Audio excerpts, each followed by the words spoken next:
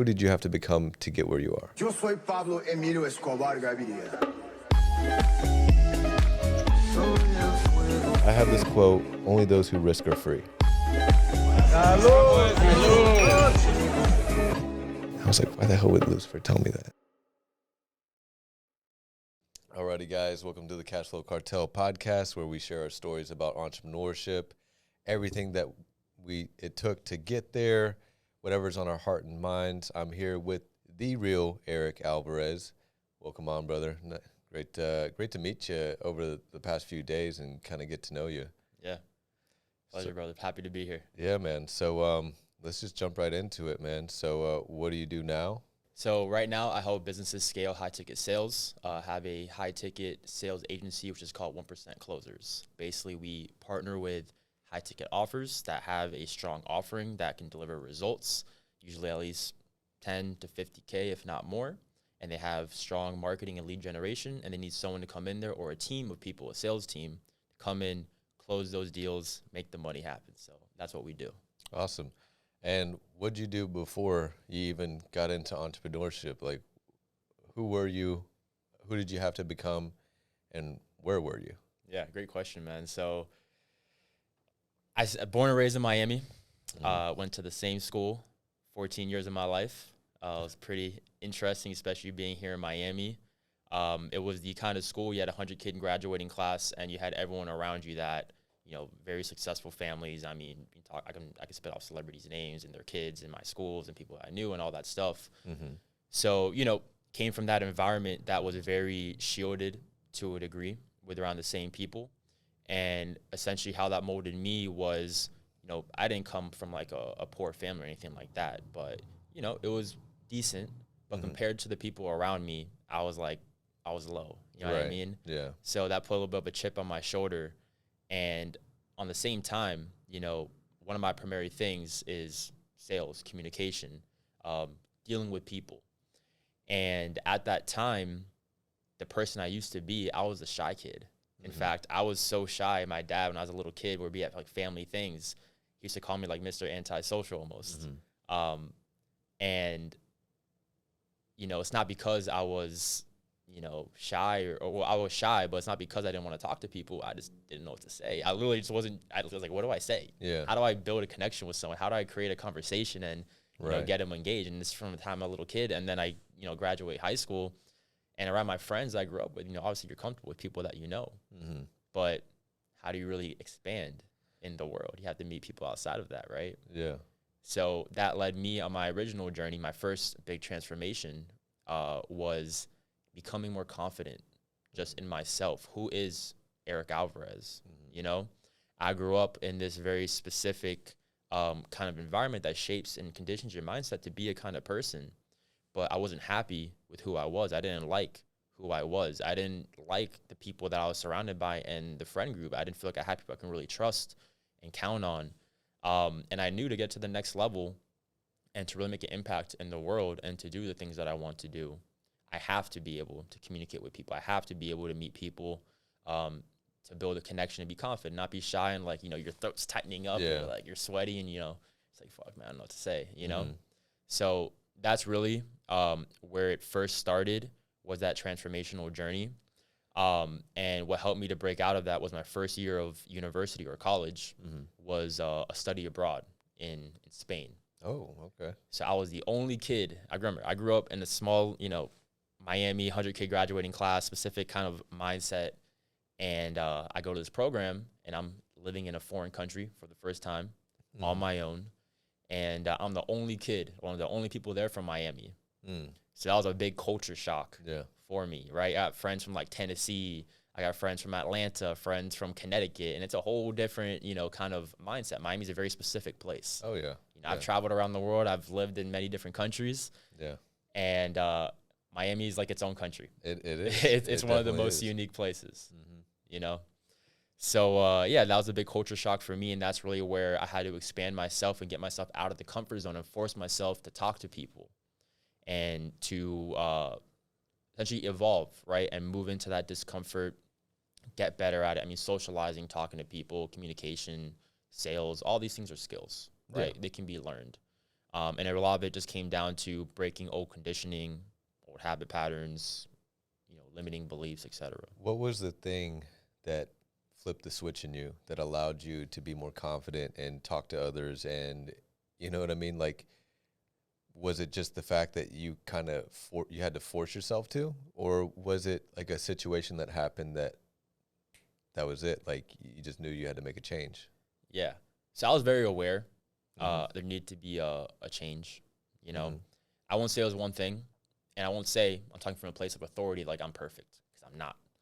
And I believe it's, I'm further than where I was, but 10 years from now, I'll look back and be like, yeah, I probably sucked back then. Yeah. So it's an ongoing journey.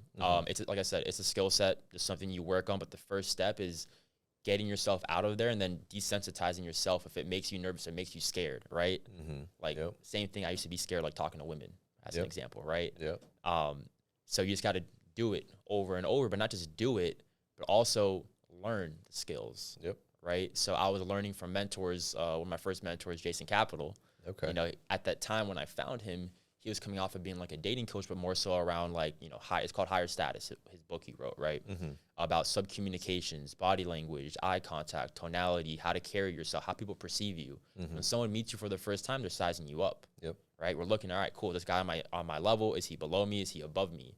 And based on where they see you, they're going to act and behave differently, whether it's a man, whether it's a woman, whether it's a business relationship, a romantic relationship, a friendship, anything, right? If it's a friendship, like are you the guy they pick on and mess around with, or are you the guy that's the leader in the group? Right. That they look up to and respect. Most definitely. So it was definitely a skill set. It was definitely just something I learned from Bob Proctor, one of my other mentors, was constant space repetition. There's two ways to change your thinking, right? Your belief system, your subconscious mind. Number one is through emotional impact, right? A big emotional event. Like you asked me, is there one thing that changed it? And I'm sure there were certain things that caused emotional impacts that led up to it, and it's a journey. It's not like an end destination. But the other one that's more so in our control, because it's kind of hard to fabricate an emotional impact, is constant spaced repetition, which just means do the doing over and over and over with a high frequency over a long period of time. Space it out. Yeah. It's like, if you want to play basketball, you want to be the great 3-point shooter. Get in your fucking 500 jump shots per day. Yeah, it's like practice. It takes 10,000 hours to become an expert in any space. I think that's the terminology for it. Like 10,000 hours is like the set time to become an expert. So how did you meet your mentors? Because I'm big on clients and mentees and just like anyone in general, like looking to get into entrepreneurship, finding a mentor. How did you verify that they were legit? And what was that experience like? I mean, obviously it's pretty successful because you're here on the podcast with me now, but how did you find them and what was that experience like? Yeah. So the word mentor is a very interesting word because maybe it's thrown out a little bit loose. So maybe when I say mentor, I should be more specific with my language. But, I think a traditional mentor point of view is like, the person over your shoulder, you have a hand, direct one-to-one contact with them. They're, kind of by your side, right? Whereas nowadays, you can have mentors online, people you watch online, programs that you join. So for me, a lot of these mentors, like Jason Capital, for example, I found him on YouTube, and then I ended up getting his book. Then I ended up buying his programs. Then I ended up going to his event, which was the event, that kind of shaped to where I'm at today. Yeah. And then other people go in their program, right? So I say mainly it's been through online programs, courses primarily, and then other mentors that I've had that I met throughout my journey that maybe were business partners. But I work with someone because I'm like, hey, we can not only, prosper together, but you have something that maybe I don't, and I want to learn from you. So I see there's really like two or three main paths to get there, right? And I think that's important for people to realize is like, you don't have to dish out 25, 50 grand to a mentor. You could purchase their book or, watch their free online content on YouTube or something like that and just absorb, their information and their knowledge. Listen to their podcast. I listen to fucking Ed Milet and Andy Frisella all the fucking time, and I just submerge myself with their energy and their knowledge and their viewpoints, and it shapes your own reality. You know what I mean? Yeah. And those guys are at such a fucking level that, like, that's the closest you're really going to get to them, unless you're paying them hundreds of thousands of dollars and you're in their circle. So that's a less expensive way to learn from someone that's a lot higher up than you. So that's great that you brought that up. 100%. So what made you start your current business right now? Like, and then how has that experience been? Has it been a smooth ride up, or has it been a little rocky, and then you know, you made it through some things and now you're here where you're here? It's definitely been a rocky journey. Yeah. So the business was originally born out of desperation. Explain I was in a that. situation. Yeah. Yes. So, around 2021, I was a VP of sales for a data/tech business offering.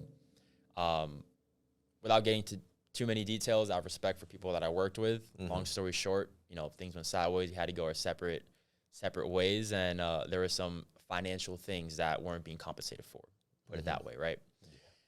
So at that time, it was very unexpected. At the same time, I was full in, I was fully loyal, I was committed to the vision, right? And that separation kind of happened unexpectedly to a degree. I kind of had a sense that it might happen. But when it did happen, you know, I was in a position where it's like, all right, I don't have the finances to put into something to really build it. I have to rely on my skill sets, my experiences, my knowledge. So I thought to myself, okay, cool. What can I leverage that I have right now without having to use capital or using money? How can I start bringing cash flow in with just what I know? So I looked at myself, I'm like, all right, what do I have? Well, sales, systems, and building teams. So that's how 1% Closers was born.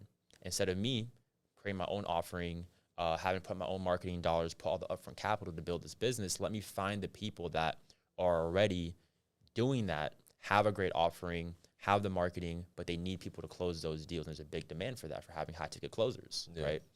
So that's where I was born.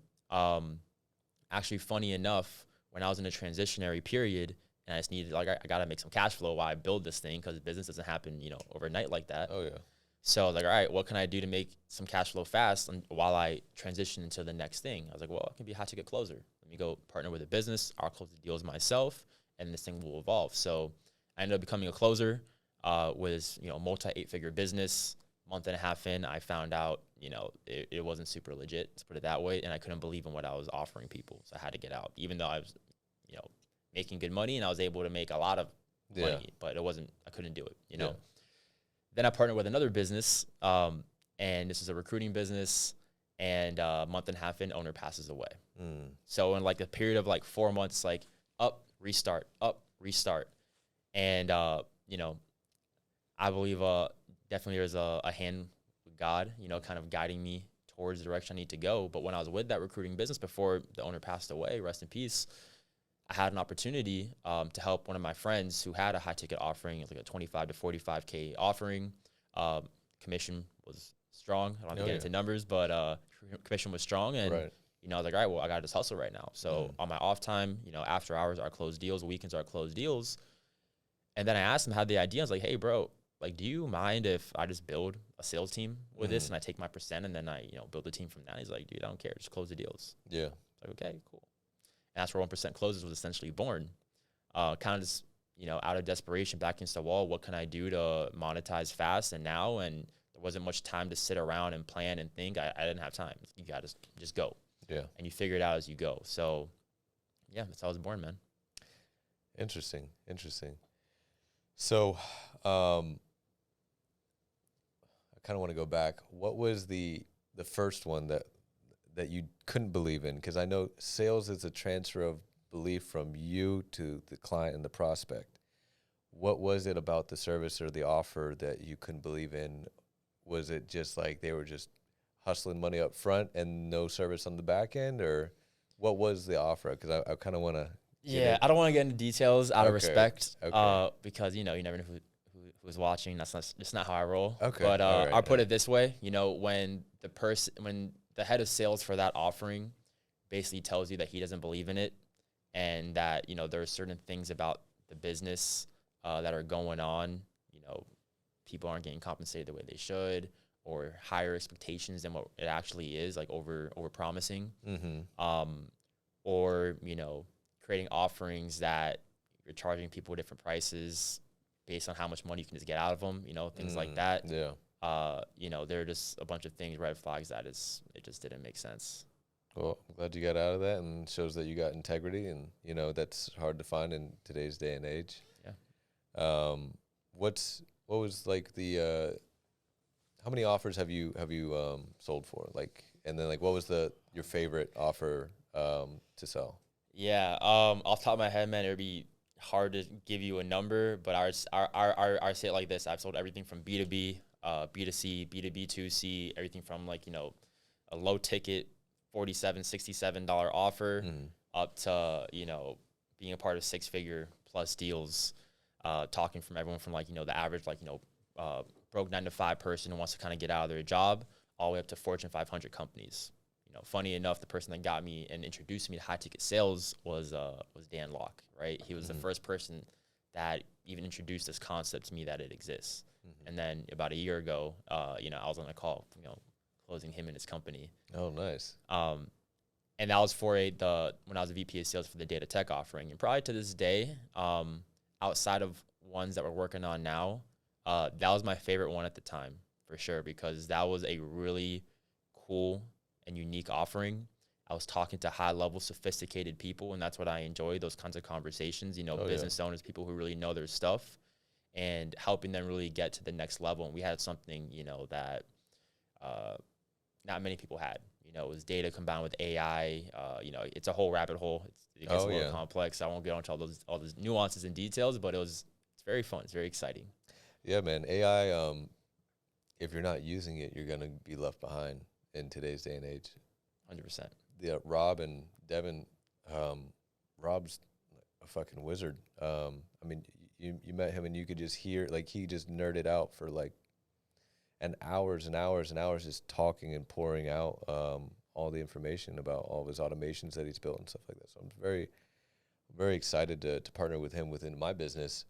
Where do you see?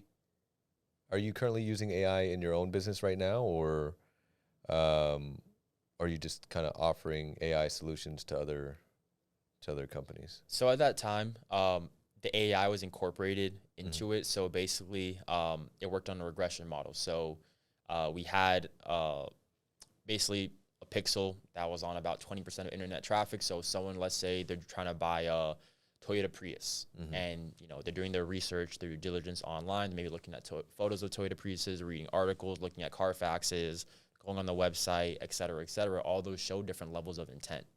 So what the AI did was be able to capture these people with the pixel, tie them to an identity graph, which is just a 3D spreadsheet that floats in the cloud, which is basically just different data points of information. So every single row is people's names, and every single column is different points of data on them: first name, last name, phone numbers. You know, it goes really deep. Oh yeah. And what will be created out of that is a lead score. So it would find these people's activities and it would start tracking them. And based on those activities, different activities dictate different behaviors or levels of intent, right? Intent-based data. So if someone just looks at a few photos of a Toyota Prius, well, you don't know if they're actually in the market to purchase something, because they might be looking at it for like a school project, right?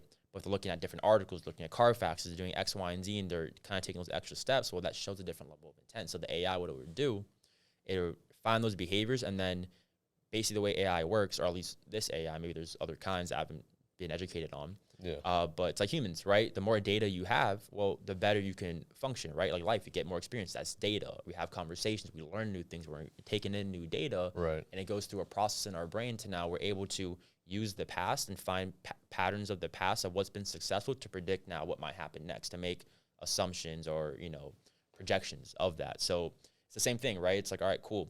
If we take all these data points and these people have these things in common, and there would be commonalities that you may not even perceive until you have the data in front of you, right? You might not know, but like, oh, this person, you know, people who buy a Toyota Prius also, you know, are into, I don't know, I'm mixing it up, like Haribo gummy bears, right? Yeah. You find little random stuff like that, but when you look at the data, you're able to see that. So it will use the past to predict the future.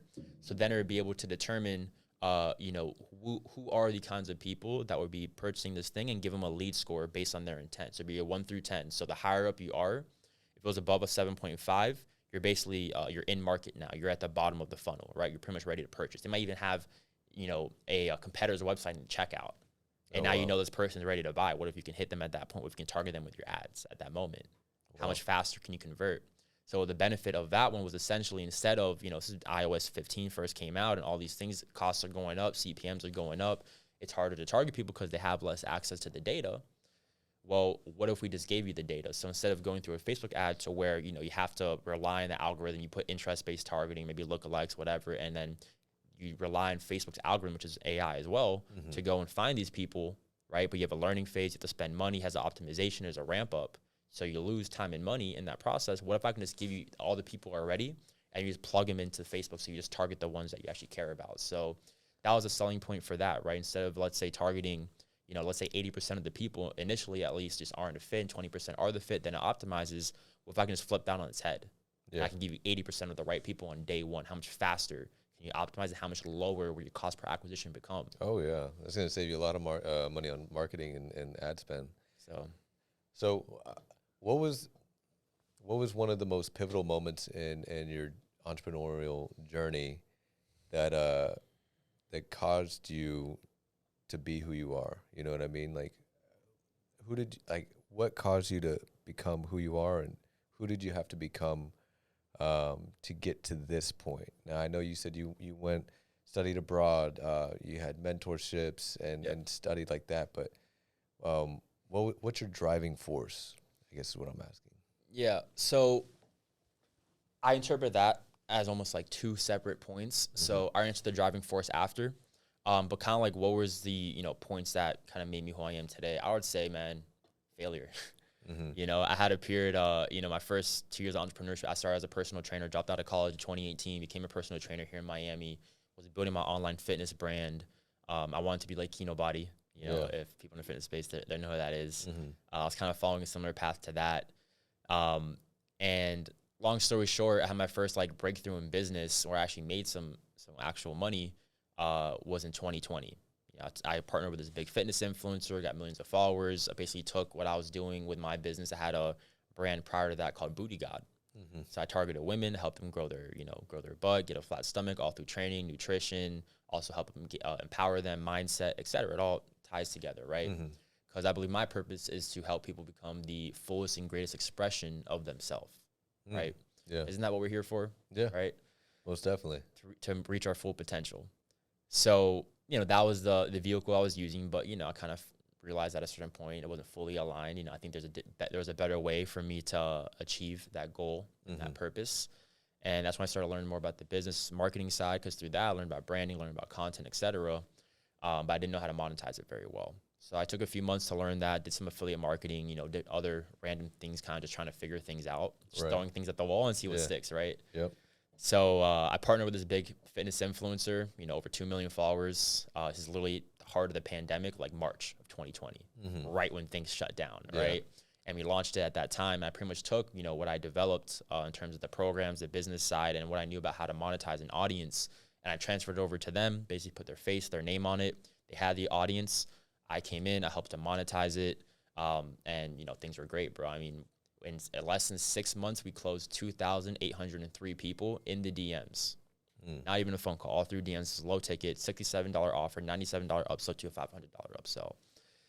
And funny enough, that was all in Spanish. And, I speak Spanish, but I'm not 100% fluent. And at that time, I spoke much less Spanish. Yeah. But, if it makes sense, you're figure it out. So long story short with that, in about 3 months, did 0 to 50K a month, all organic, no ad spend, none of that. But it was my first time running a, partnership client kind of offering. Previously, it was just my own offering to my fitness stuff, right? Right. So I didn't know about contracts. Oh. So my contract wasn't strong. And what happened was I ended up getting cut out of the deal, and they pretty much, they kind of took my stuff and ran with it. And I found that out after because, whatever. I'm not gonna get into details, but I saw their program they were selling after, and it was copy word for word what I had. So after that time, that was a little bit of a shock because it was my first taste of success, and I'm like, holy shit, man, I'm gonna when you're on that roll, you think you're invincible. Like, oh my gosh, I'm about to run it up 10x, and that was the plan, and I was on that path. And when things kind of went south, I had a period of about 3 months where I had 3 partnerships back to back to back. Just things are about to go, drop. things about to go, drop in like last second, or like this partnership didn't work out. I had another influencer that I worked with millions of followers, but her audience is all in Colombia. And what didn't work for that was the people just didn't have the money to where it was worth putting in the amount of time, energy, and effort it would take to get it to where it needs to go. So I found that out fast. Right.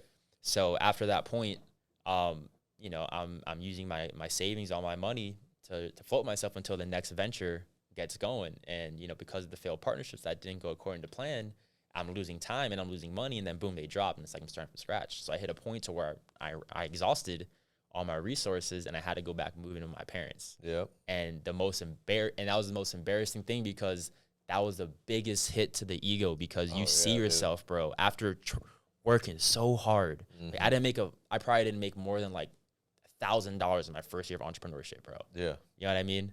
Yep. And you work so hard, sacrifice so much, all this time, all the inner work, and you finally hit this. You're like, oh my gosh, I'm about to, you know, blow it up. Yeah. And then boom, and your ego wants to deny it. And so that was probably one of the biggest things. And I had, you know, about 2 times that situation took place. And yeah, man, like when things are not going according to plan and the back and stuff, when the pressure's on you, you find out who you really are, and you find out who anyone really is. Yeah, you know, you got to go through those situations. Like I mean, I have a similar situation. I wasn't in entrepreneurship at the time, but you know, I had moved out at 18, and I like, my ego was just like, you know, I can get it on my own. I'll do what I can. You know what I mean? I'm not going back to live with my parents. I just can't do that. Yeah. I love my mother, but I cannot live with her. She's bro, crazy. And so I grinded my dick off to just fucking get it. And I was doing yeah. I was doing blue collar work. So I was doing low voltage fiber optics, electrical work, and then HVAC. And I had rushed into a relationship and moved the girl in because I needed, you know, someone else to pay rent with, yada, yada, yada. We had lived together for like a couple years. And, man, I was traveling for work. I was like state to state for like 2 to 3 months at a time, living in a hotel. And I'm not to say that I was the perfect boyfriend, but she ended up cheating on me with one of the roommates while I was away. Then my other roommate, who was one of my friends, told me about it. And I moved out on Christmas Day, almost killed the motherfucker that, you know what I mean? But I knew he would have. Anyway, I almost killed the motherfucker. I moved out on Christmas Day, and I had to go back to my parents. And that was the biggest hit to my ego, and it humbled me because I was like, fuck. You know, I was making really good money, or at the time I thought was really good money. And it put me in a spot to where I was just like, you know what? I just got to put my head down, grind. I grinded for about 2 years, just doing HVAC, living at home, saved up for a property of my own, bought a house, moved out again. And, you know, sometimes you just got to go through those situations, put your head down and just fucking get to work and save and get to where you want to be. And I think that's monumental to go through those things, because if I didn't, and I wouldn't be where I am. You know what I mean? Entrepreneurship is a very lonely road, bro. Yeah. And people don't realize, but the real work is the internal stuff. Yeah. The business, the strategies, the tactics, honestly, in the grand scheme of things, that's the easy stuff. Yeah. It means nothing unless you're able internally to even put in the work and handle and delegate and everything like that. You know what I mean? Yeah. And it's even something I'm working through right now, right? I think a lot of people come on podcasts and like, oh, I'm this, I'm that. I'm like, dude, I just want to share my experiences, what I've done, what I'm working on, from a place of what's been useful for me, right? Not of a place of authority or this is the only way, because everything in life, you know, there is no black and white, right? And I'd rather just share like, yo, here's kind of like what I found, what I'm doing. So on that point, oh man, I just lost my train of thought. Yeah. So entrepreneurship is a very lonely journey. And even right now, man, I've been living in Colombia, traveling around the world since about 2019, primarily there, about 6 months in Mexico, some time between in Miami. And being, especially this last weekend, we had the event, we had the mastermind, we're in the mansions, we're on the yachts, we're doing all these things with high level people. And coming from spending so much time, like I grew up in Miami, right? So like seeing Lambos, all that, like, people who are out of town, like, oh my gosh, for me, it's like, oh, it's another one. Yeah. Who cares? You know what I mean? It's like, Yeah. whatever. And just what I'm working through right now is the key for me personally to get to that next level isn't even the strategy, isn't even the business, isn't even the connections or this and that, right? Those are always very helpful and useful for myself personally. And I want to talk for myself. Mm-hmm. I know for me right now, because I identified this over the last weekend to week, and also talking through mentors, friends, deep conversations, etc., is really just the self-image, seeing yourself at the next level. Because something that, like Bob Proctor talks about, I learned this concept from him, but your self-image is basically just who you believe yourself to be. Yeah. And we will always act and align with who we see ourselves to be. And if we think something is beyond our current self-image, maybe we like taste it for a little bit, but we're to drop back down to our standard, which is our self-image and how we see ourselves, right? Yeah. So if you can raise that baseline, this is what I'm working through on really expanding, maybe like my money beliefs and what's possible, and, how I can get to the next level and believing There's so Ryan Stewman, hardcore closer. I'm familiar with him. So I was listening. One of the things that changed my life completely, I was listening to his podcast, and he had this like training, like visual training. I was driving my AC van, fucking 7 days a week, and then I'm listening to this podcast, and he's like, if you're driving, pull over. I was like, fucking, I'll pull over. You know what I mean? I don't want to fucking hop in an attic right now. So I pulled over, listened to it. And he's like, all right, now close your eyes. And then look to your right with your eyes closed. And then envision your most elite version of yourself. You know what I mean? How do you look? How do you talk? Who do you know? What do you eat? How do you dress? Like everything to the pinpoint of a detail. Envision the most elite version of yourself. And I envisioned that.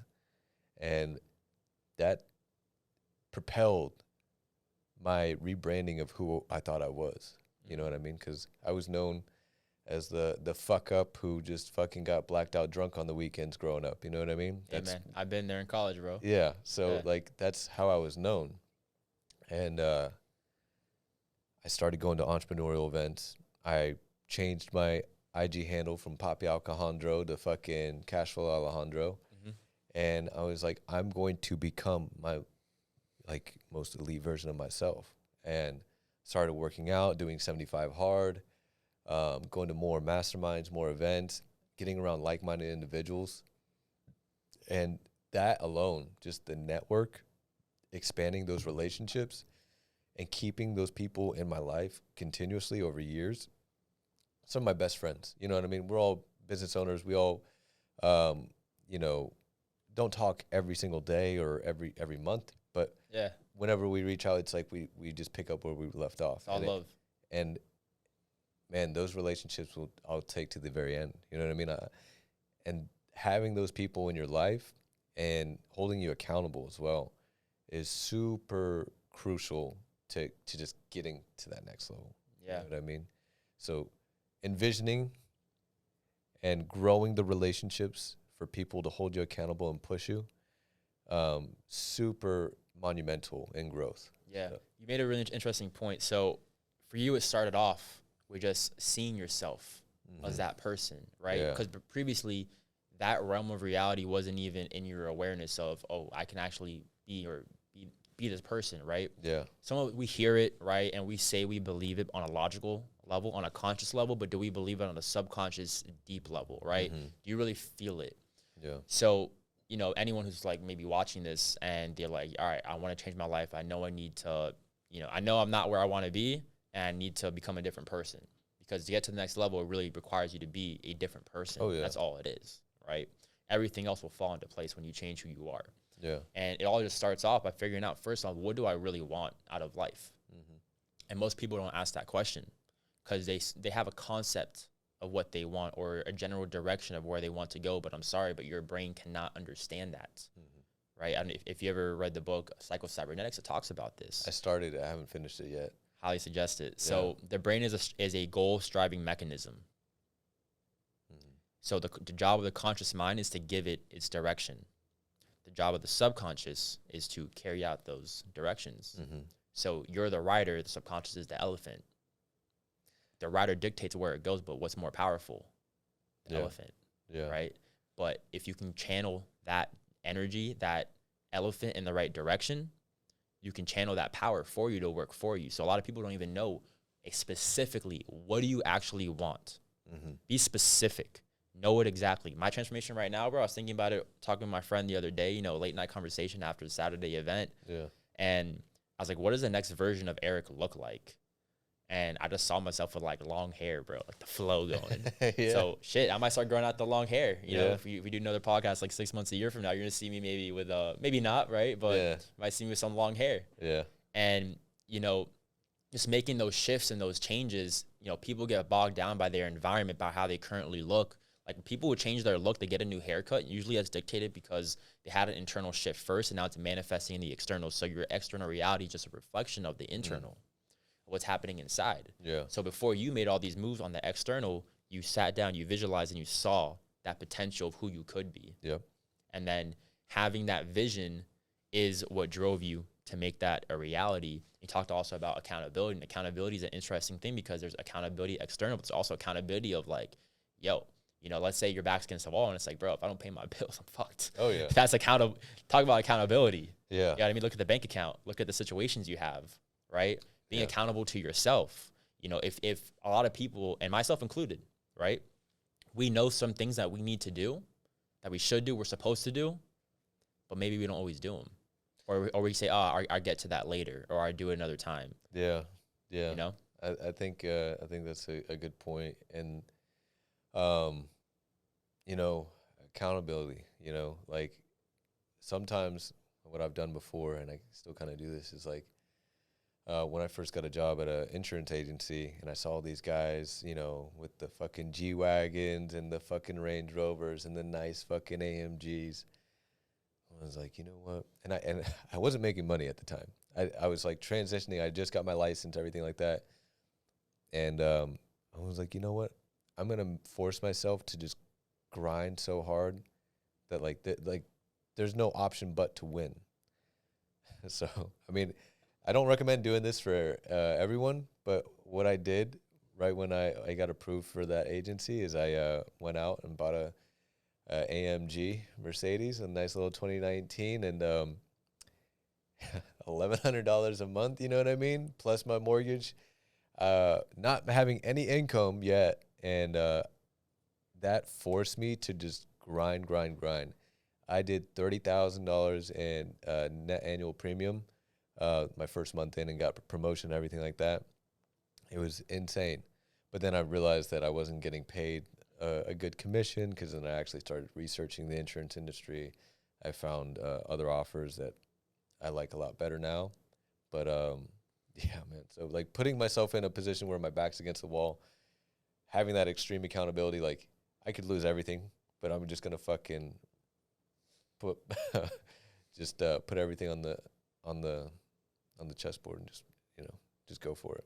Yeah, and you have to know yourself. Some people are more risk averse. Some people aren't. Some people, you just gotta fucking find out. Yeah, you got one life, man. Yeah, you know what I mean. You know, if you know we're you know you're in your 20s, right? Yep. So we're in our 20s. Do we get that again?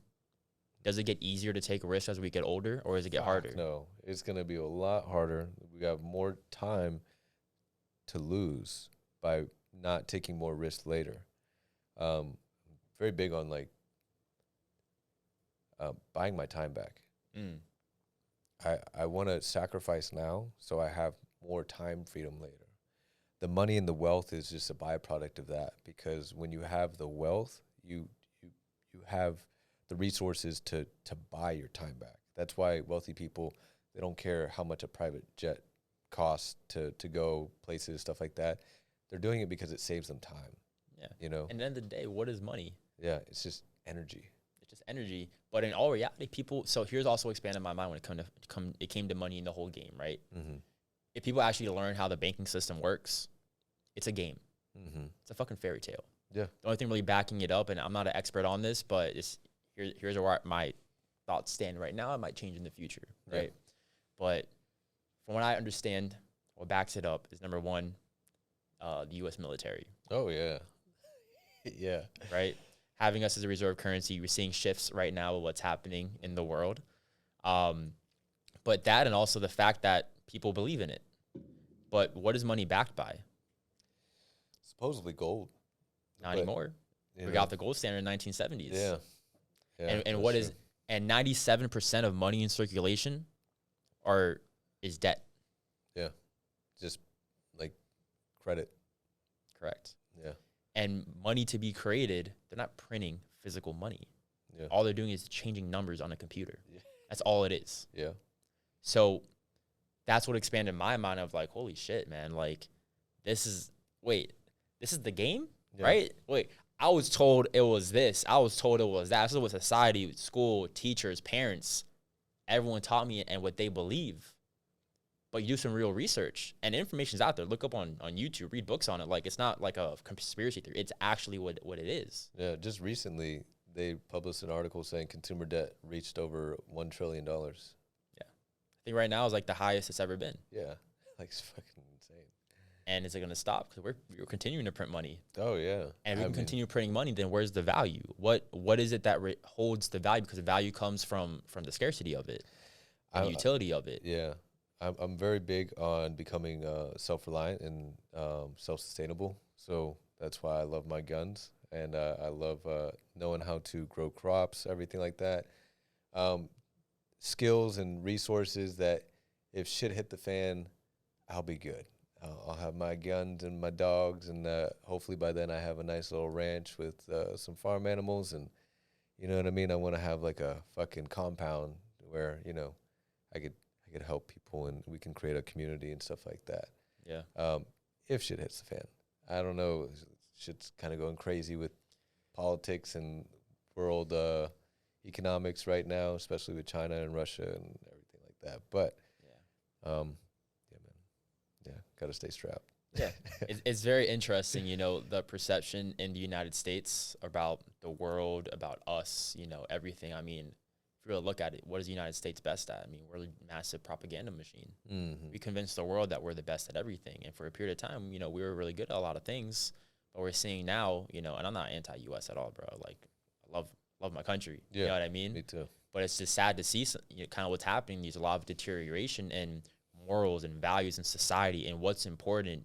And, you think about, like, what's the agenda behind this? Who's really running this? Yeah, they're what I mean? deteriorating the American culture and patriotism within, the media and everything like that. And they're trying to demasculinize men.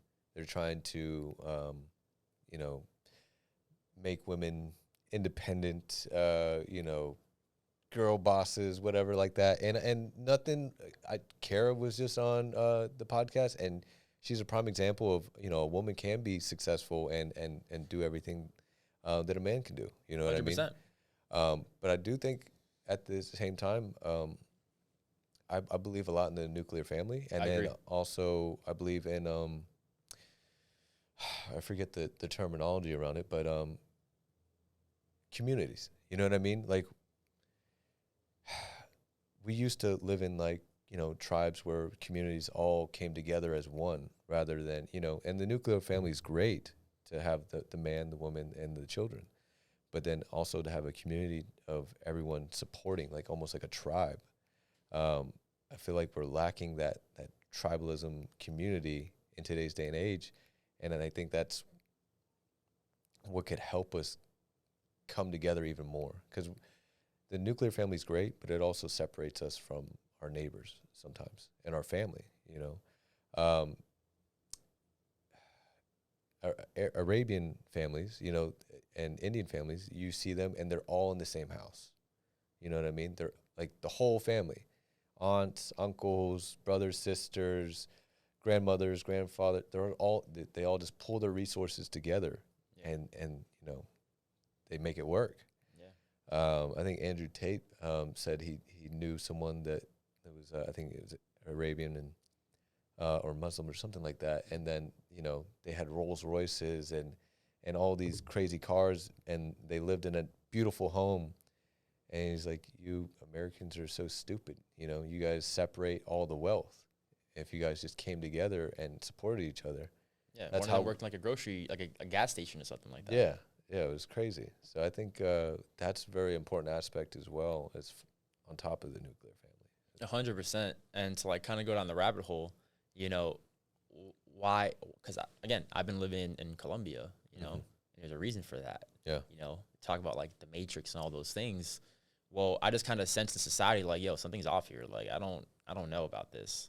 And when you go to Colombia, you go to Medellin, I mean, you know, the thing is, you know, I was there from 2019. So I seen the shift from there to now. And especially in the last 2 years, you know, the Western ideals are going there more and more. Women are slowly becoming a little bit more indoctrinated with that, with things like TikTok, for example, you know. But when I first got there, people didn't have iPhones. Some people had iPhones, but a lot didn't. They used Androids. Yeah. Now a lot of people have iPhones. Now they have a lot more access. Now a lot more people are on social media, on Instagram. When I first got there, bro, like, you'll find a beautiful woman, for example, who like in the States will have like 1 million followers, but she has like 200 followers and like 2 photos up, right? Yeah. But now everyone got that. Yeah. So now you're seeing these things happening over there. I mean, what's happening in the U.S., you know, like with, you know, the left side and the right, you know, very similar situation over there.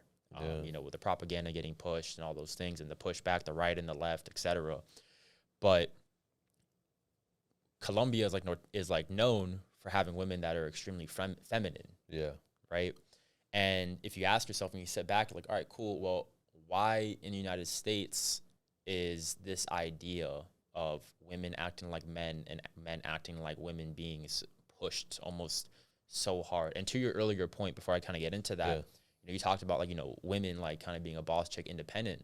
Like, dude, my girlfriend is a full-time singer, you know, just sold her hotel business, you know, hustles up at 5 a.m. every single day. Like, she is the epitome of that. She's smarter than me. She goes harder than most people that we know, guys included. Right. But guess what? When she's with me, she's feminine, and she wants to be feminine, right? Because when a woman's with a man who is truly masculine, they can feel protected with that person. Yeah. So it gives them the room to be feminine around that person. And just let the man take the lead. Correct. And on that point, because people hear the word submissive, like, oh my gosh, yeah, you know, what, is she like your slave? Like, no, that's not how it works, right? Yeah. My job as a man, my masculine duty is to provide and protect. That's my role. Yep. I believe the feminine role is to nurture that and support that, right? So I think it's there has to be a balance of the masculine and feminine energies. And when we say masculine and feminine, like, I'm talking about energy, right? Not male, female, right? I'm talking about energy. Men and women both have masculine and feminine energy. So it's great for a woman to be a boss chick, be independent. I think that shit's awesome, bro. Oh, yeah. You know what I mean? The thing is, you need to figure out and ask yourself, well, what do I really want out of my life? Yeah. Don't just listen to what society tells you, right? But if you're a woman, for example, like, what do I really want in my life? Do I want to be a boss chick and be career driven? Okay, cool. That's great. Just know there could be a cost to that, right? On the relational side. And ask yourself, am I willing to make that sacrifice? Because a lot of people are just pushed down that path, but they don't ask themselves what needs to be given up to achieve this, because to hit another level, you must let go of something else. Yep.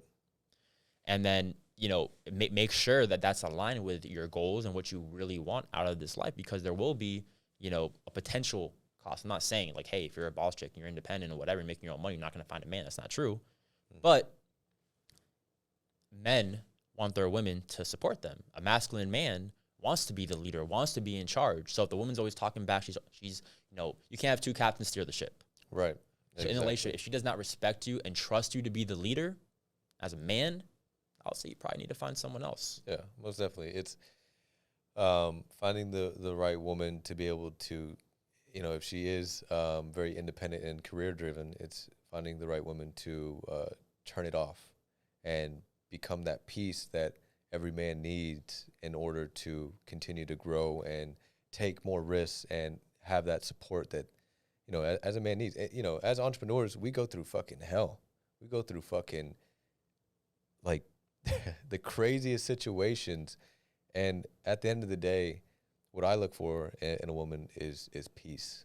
I want someone that's going to, you know, protect my peace and just provide peace for me, to where I can go back into the battlefield and then continue to take more risks and continue to grow and continue to protect and provide and reach the vision that I have in my mind of what I want. You know, I tell people all the time, I want 20 kids. I want fucking 20 little soldiers running around. You know what I mean? Men and women. But I'm only going to get that if I can feel at peace and get to a level to where I have so much wealth that I can spend a couple years focusing on building my army. You know what I mean? Yeah. I need to buy my time back so I can focus on that. 100%, man. Yeah. And like, even for example, my girl, bro, like she's on her thing, and I'm always trying to find opportunities for this. Last weekend, bro, I met some people in the music industry. You know what I mean? Like, I'm gonna get her plugged in with them. I'm getting plugged in with people that I met. So I support my girl on her goals, and she also supports me on my goals. But in the relationship, who's calling the shots? Who's the leader, right? Mm-hmm. And as a man, you have to be someone that is worthy of that respect and wield the power the right way. Because some people see it like, oh, I'm in charge, I'm the man, I'm the leader. Do this, do that, because I said so, whatever. It's like, all right. I asked my girl, I'm like, yo, I'm cool with this, I'm not cool with that. If you ever feel like I'm crossing a line, communicate with that me. Yeah. Communicate that with me. Let me know, right? So if I'm going to like say, hey, you know, I don't want you to have X, Y, and, you know, hang out with these kinds of people, or like, hey, yo, I don't trust this guy. I know how men operate, right? I can see the signs before you might even realize them. Yep. You know, I don't feel comfortable with that. But you know, it's important to explain and communicate with that person, with your partner, and also be in alignment with your values and your principles. Like, we're very in alignment of like how men and women operate, the world, society, feminism, right? Like, we talk about all these things together, and we're in alignment with that. So that's how we're able to make things work, right? And like, she got her thing going on, I got my thing going on, right? And then we come together, it's us, right? And in that dynamic, she wants to be feminine. She wants to be able to relax and be submissive and not have the pressures. Because, dude, being masculine energy, going in the world, like you said, entrepreneurship, going through hell, bro, like, that shit's tough. Yeah. It's not, you know, in a degree, it is fun, right? Because that's the thrill and that's the joy. And that's like our deep drive. Rush, especially when you close a big deal, you know, you get a high, and, you know, fucking, it's crazy. It's a roller coaster of emotions. Yeah. But to your point, yeah, man, it's important. I believe it's super important to be very open and transparent with your principles and your boundaries in a relationship. Hey, you know, I'm okay with this. I'm not okay with this. Here's where my principles and ethics lie, and I'm looking for more of this in a woman. And she may not be the perfect fit in the beginning, but you can kind of guide her and grow together into what you want and then what she wants. And then it just complements each other. I think that's a beautiful, beautiful way to go about building a relationship with someone. Yeah, 100%, man. Like, you know, when we became boyfriend, girlfriend, you know, I didn't even ask her. I'm like, by the way, you know, you're my girlfriend now. Yeah. That was pretty much just how I did it. Yeah. And her response was like, yeah, I think we make a good team. You know what I mean?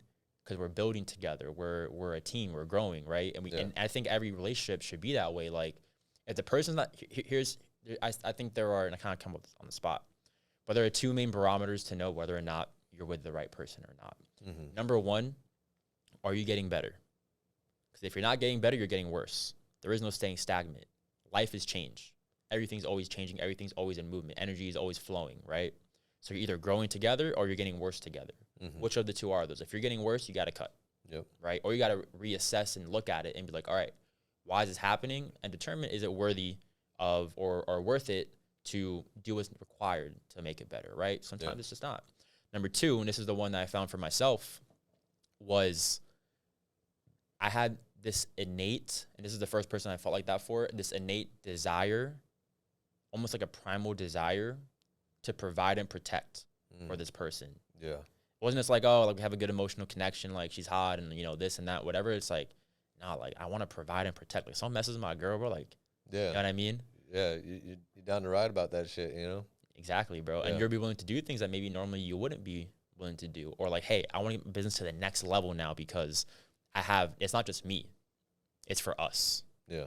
You know what I mean? Since I've been with this person, like, dude, like that's kind of how around the same time where, you know, my businesses were growing, 1% closers, for an example. I have a couple other things, but that's the main one. And, you know, it was through a conversation with her. Not even something that she told me. It was me having someone that I knew I could trust, because she's smarter than me, man. She's very competent.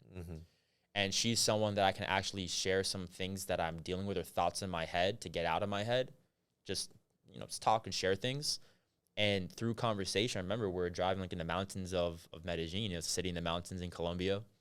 And I'm at that period where I'm like, all right, cool. This owner passed away. I got to, still make moves happen. I'm like, all right, cool. Do I play the safe route and just go be a closer and like just close deals myself? And, I make multi-six figures and it's cool. But are there be a cap to that?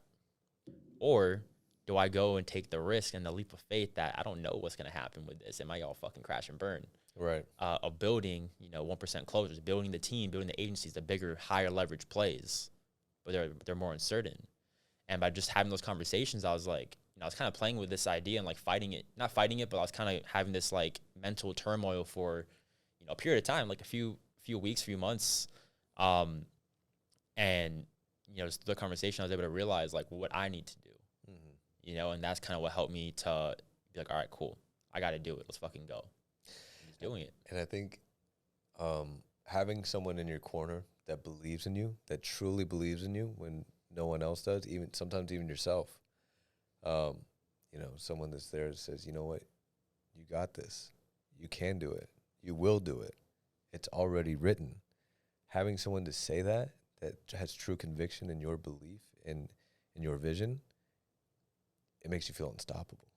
It makes you like rush with fire. Like, I can fucking do this. This is possible. It is already written. Yeah. Yeah, man. It's a different drive too, bro. Yeah, no. You're not doing it for yourself. You know what I mean? Like I forget where it comes from, but I think it was, I'm not even gonna try to throw out a name. It's like a philosopher or something like that. But the concept that like everything that, at least for a man, that they do is in some way always tied to women. Mm-hmm. Why do you want to be wealthy and rich? I mean, imagine there are no women on the planet. Yeah. Would you have like would we have the same drive? I don't know. Yeah. I mean, men are very status driven. Very, very competitive. I mean, at least the masculine and in today's day and age. I know myself, I'm very, very status driven and competitive. That's why I fucking went and got the fucking AMG just to pull up and be like, look, motherfuckers, I'm gonna fucking kill it, and like fucking you guys don't know who the fuck you just hired.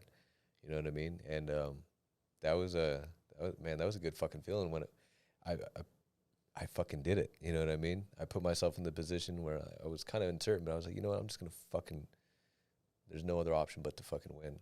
Yeah. And then reaching those next levels and continuing to grow and gain status. As you grow and you get to higher levels, for me personally, I've been more selective with what I want in a relationship and want in a woman and stuff like that. Yeah. Whereas when we're young and dumb, we're just fucking full of cum and fucking ready to fucking go with whatever, just stupid shit. But yeah. Our at least my standards have raised exponentially. My requirements. I don't take shit from just anyone, and I think that's needed to get to that next point. I don't know how I just got off on this tangent, but yeah. It's fun. So I think for a lot of guys, it's important too, right? Because like you said, standards. Same thing here, bro. Like, I did not expect, are we in an exclusive relationship? I don't even think I was capable of it, to be honest, right? Yeah. It just made sense. The person was the right person. They hit all the boxes. Like, hey, look, this is whatever. And like, it happened. Yeah. It's been great. But I didn't get to this point. I talked about this openly with her too. Like, I didn't get to this point of that until I was able to go through all the other experiences, right? Yeah. Taste the buffet of life, and go through those things and get some of those things out of my system. Like, any kind of chick that I wanted to be with, like, I kind of conquered that area of my life, right? Yeah, which is great. And if you don't, there's a lot of guys, you see like their relationship, but like, they're out the strip clubs, or they're out doing X, Y, and Z, or, they're cheating or whatever, or where, all that stuff. Yep. It's like, where does that stem from? Why do you feel like you want or you need that? And I get it. There's an internal, masculine desire and drive. Like, I mean, dude, a hot chick's a hot chick. Like, even in a relationship, I'm going to see, I'm not blind, right? It is what it is. Mm-hmm. We're always going to have that. We're men, right? Yep. It's in our DNA. Our evolutionary biology is literally for survival of our species to impregnate multiple women so we can push the population forward. Because if we're thinking back hunter-gatherer days, thousands of years ago, that was what was required for us to survive. Yep. And we still have those internal drives and that wiring in our brain, right? So I think for a lot of guys, it's very important that they have an experience of abundance in their life. Because you get to a certain point to where, like, a hot chick doesn't mean anything. Like, okay, cool. Like, there's a bunch of them. There's a lot of them, and they don't have the depth and the intelligence and emotional intelligence to hold a long-term relationship. A lot of them are just very materialistic and very present and not long-term thinkers. Yeah. You know? You talk about standards. So it's on that one point, like, how does someone get there? Because a lot of guys, they don't start with high standards. Guys are in scarcity, man. Like for women, like, you guys like, guys are thrown at you all the time. Yeah. You know, for you, it's more about finding someone who is a fit for a more serious commitment relationship. Because attention does not mean you have a bunch of guys who are actually genuinely interested in you. All these guys in your DMs, 99% of them, they want to hit it. Yeah. That's just what it is. You know what I mean? Yeah. And for the men, you know, being able to have that standard comes from having that experience, and then realizing, like, it doesn't mean that much, just like a physical thing, right? It gets boring after a while. It gets empty. Yeah. You know, are you helping me to grow my life? Can I have a real deep conversation with you? Can you stimulate me mentally, emotionally, physically, spiritually? How can we grow together? How can we improve our lives and become greater versions of ourselves, opposed to how it can be on my own?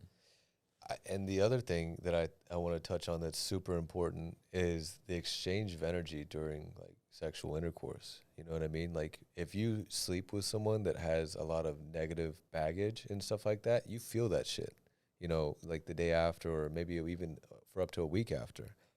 So, like, me going through that experience and, like, experiencing, like, true sexual energy exchange, that's what made me become more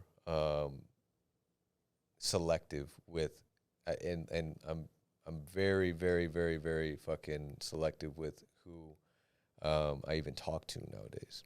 I'd rather even sleep with, you know what I mean? So that's why I'll take someone out on a date and like feel the energy before I even decide if I want to even go either direction.